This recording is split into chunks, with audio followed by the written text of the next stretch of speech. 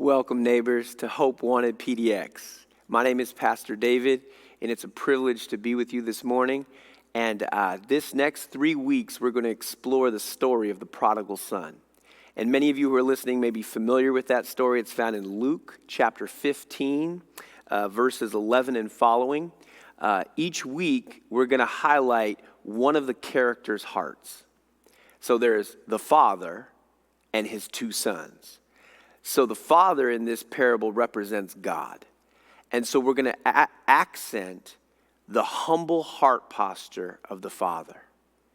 And when we think about that for a moment, it just draws us to pause. Is God humble? And I think in some ways it can cause a little bit of confusion, but when we think about it longer, we realize that that's one of the aspects of his character that declares his glory. He doesn't have to stoop to help us step, but he does, he did, and he will. So let's go into the story. So the story in summary is there is a father and he has two sons, a younger and an older, and the younger son comes to the father and says, "Dad, I want my money." And right then and there, that would be a very disrespectful request because that would be the money that son would receive upon the father's death. So the father's still living, and the son is young and restless and selfish, and he just wants his money. So he can go and do what? Well, you guessed it, or you already know it, so he can go party.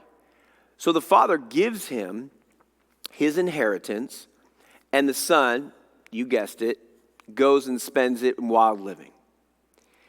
Then the son returns, and the father fully embraces him, restores him, forgives him, and the older brother is watching from the side with a critical eye. And so the story is set in the context of Jesus responding to the religious leaders in that time who were upset that he was eating with tax collectors and sinners. So he gives them three parables, one about a lost sheep, one about a lost coin, and now one about a lost son in the Gospel of Luke chapter 15.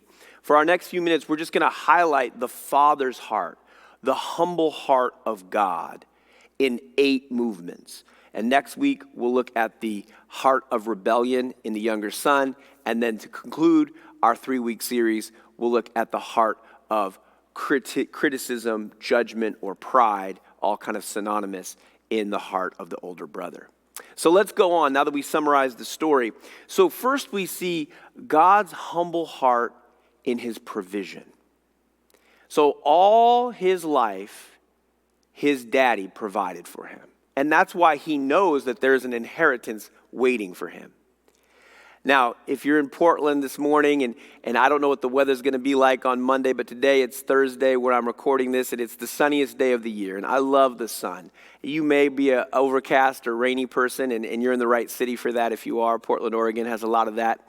But there's a place in Matthew that Jesus speaks that God sends his rain and sun on the just and on the unjust. The humble heart of God is he stoops to give us good things whether or not we ask him, acknowledge him, love him, or thank him. That's the humble heart of God, to provide goodness for you even if you don't acknowledge him or thank him. And we see this in the story. So he provides for his sons, and that's why his youngest son can ask for money, because there's money to be requested. The second thing we see is the humble heart of listening. God isn't, like some think, just a deity in the sky, a distant kind of nebulous force, unapproachable, unknowable, and impersonal. The story reveals a father-son relationship. He is able to go in, the younger son, and ask his dad for something that's highly inappropriate, but his father listens to him. God is willing to listen to you. And that is a marvelous act of the humility that he has to condescend his ear to his creature when he has no need to hear from us at all. So I just want to encourage you as you think about the heart of God that he provides whether or not we ask or thank. He listens whether or not what we're saying is wise or respectful. And thirdly, the humble heart of the Father gives personally. So in addition to the sun and the rain, these universal gifts, the idea that we have breath and oxygen and so on, we have personal things that we've received. Goodness that we don't deserve. I have parents that have loved me. I have a wife who I love and loves me and children. These are not things that I deserve. These are personal gifts as his inheritance was given to him. He didn't deserve that, and he certainly didn't earn it.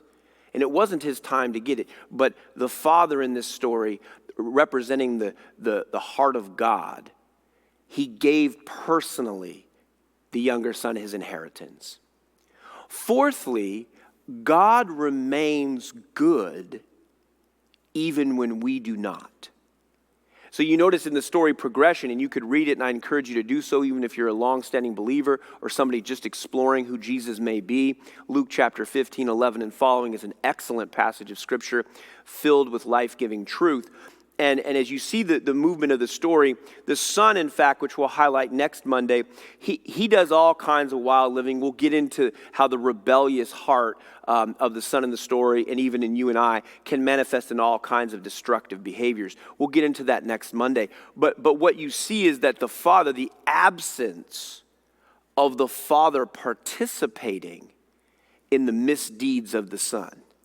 So he loves his son, he's provided for his son, he's willing even to listen to this inappropriate request and give him what he doesn't deserve, but he's not going to compromise his character. God remains good even when we do not. So even in God being humble, as it were, in certain aspects of his character, he remains holy.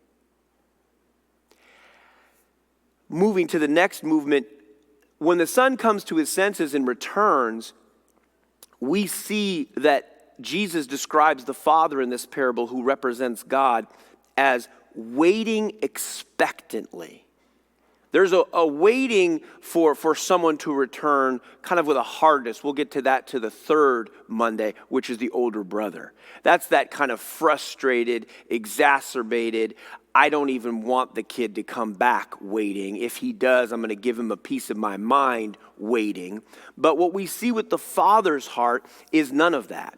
He is waiting and looking out on the porch. If it was kind of a ranchero-style imagery, which I don't know if that was the case, an agrarian society, I just think of a big wraparound porch. That could be untrue also.